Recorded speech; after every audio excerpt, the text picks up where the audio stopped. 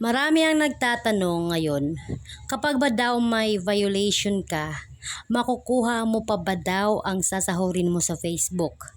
Base kasi sa aking experience guys, last year, November, kumita ako ng $150.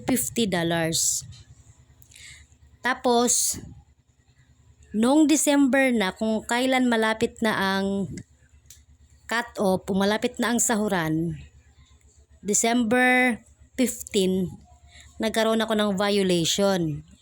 So, nagbo-worry ako kung marireceive ko ba, ganyan. Ang ginawa ko, diniremove ko lang yung mga videos na nagkaroon ng violation, ganyan. At nag-send appeal ako, naglinis ako ng aking account. Pero wala pa rin. Hindi pa rin natanggal ang violation, guys. Tapos pagdating ng December 22, pag-check ko sa aking dashboard, on process na ang aking payout. So inisip ko kung marireceive pa rin ba o hindi kasi naka-process na siya.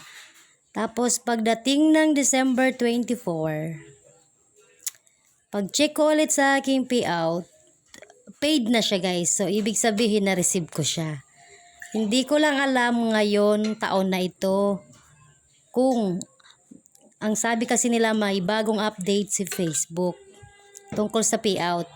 Sabi nila kapag nagkaroon ka ng violation, hindi mo na rin daw marireceive.